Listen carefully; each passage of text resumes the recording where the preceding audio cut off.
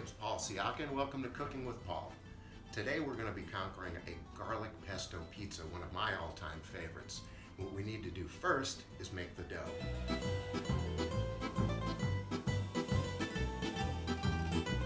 Dough is as simple as flour, water, yeast, salt. Now for a pizza dough you want to actually add olive oil on the back end, meaning once your dough has come together in one uniform piece, you add the olive oil. You want to add your flour to the mixing bowl, all of it. Okay, add our yeast and our salt to the dough. Now you can dig in there with a clean hand and you can mix that all together to kind of get it all stirred up. And you want to use one of these attachments. It's a dough hook specifically made for making dough. If not, you've got to use these. And be prepared, it's a workout. So we're going to add the water right on in. Put that one off. We're going to take olive oil and we're going to add 3 teaspoons into our dough.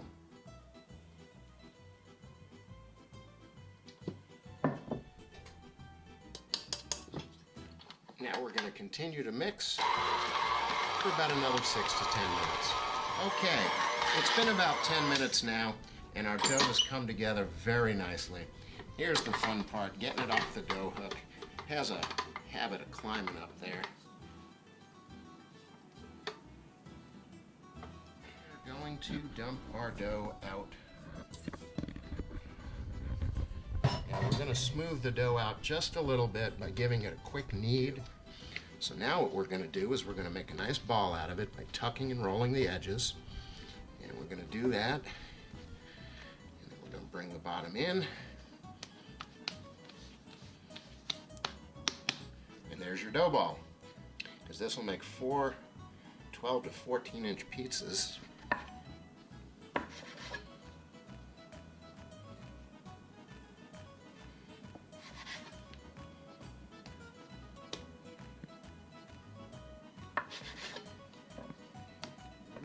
What you're going to want to do for your dough to ferment, I like to put it into individual Ziploc bags. And so that the dough doesn't stick, you're going to want to spray the inside with a little bit of cooking spray. And just to make sure, you can spray your dough too. Just drop that right in. Squeeze out as much air as you can. And this is going to go into the fridge. That's going to go into the fridge for the next 2 to 3 days.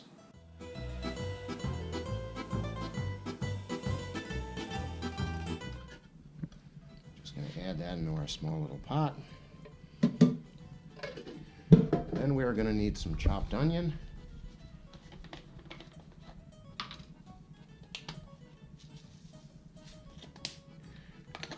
We are going to add a little bit of salt. Actually a little bit more than a little because there's no salt in that tomato at all. We're going to add some fresh, or not fresh, but minced garlic. And you want to add a healthy portion of this because it is a garlic pesto pizza and we're not going to be adding any more garlic later. But I like to use oregano. And the reason I like to use oregano is it has a sweet flavor without being sugary.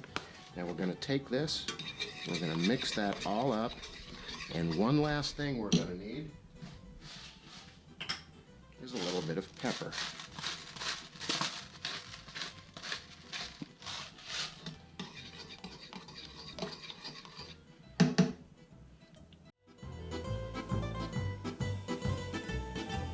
Alright guys, welcome back.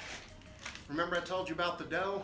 This has been fermenting for 3 days, so it's going to have really good flavor. Okay, now we're going to dump this out. The first thing you want to do definitely is you want to put a little bit of flour on your board so it doesn't stick. Now this, believe it or not, is the hardest part of making a pizza, is stretching the dough. I can't tell you how many times I've ruined this, and I'm not going to admit it to you today. You just want to work this out with your fingers, round and round. Keep turning it and stretching it as you go. And it's really important, if I didn't mention it before, to let this dough come back to room temperature before you attempt to stretch it, or it will tear easily and it will bubble when you put it in the oven. Now you can take it and you can do a little stretch like this around the sides.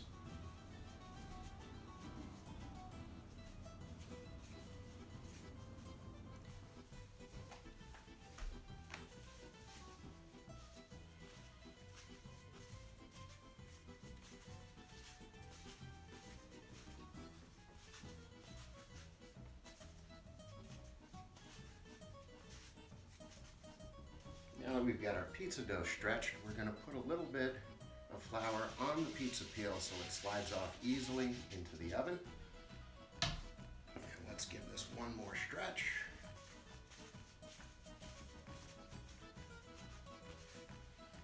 And right onto the peel it goes. All right, so now that we have our pizza on the peel, we'll give it one last stretch. And then we're going to start with our sauce that we made earlier. You're not going to use too much, just a couple of tablespoons right in the middle, and then you're going to swirl it around within about a ½ inch of the outer crust.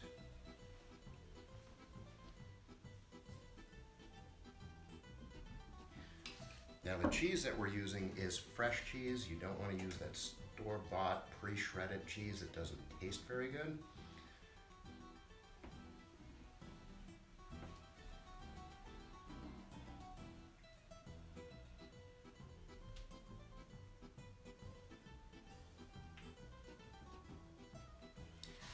And the last step is going to be the pesto. Now this is homemade pesto. You can use store-bought if you want to. I don't recommend it. The one thing you do want to do with the pesto is get all the oil out before you put this on your pizza. And we're now ready to go into the oven. All right. Now the important thing to know is that your oven needs to be at about 500 degrees and your pizza stone needs to heat up for a good hour to hour and a half. And then you're just going to shimmy your pie right on out, and we'll come back and check on that in about 10 to 15 minutes. It's been a few minutes. We're going to check on our pizza, and it's looking like it's coming out okay. We're just going to give it a little turn, and then another little turn like that, and we'll check back on it in another 10 minutes or so.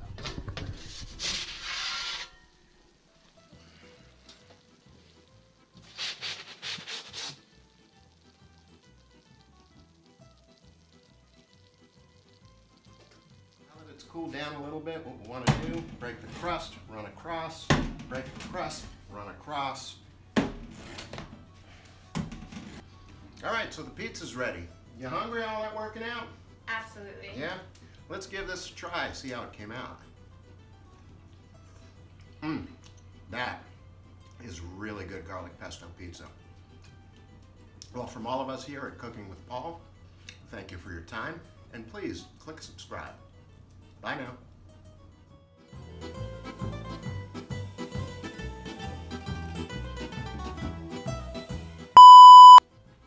Hey, welcome to Cooking with Paul. Today we're going to be tackling... There you have it. Hi, my name is Paul Siaka. Welcome to Cooking with Paul. It's my new cut.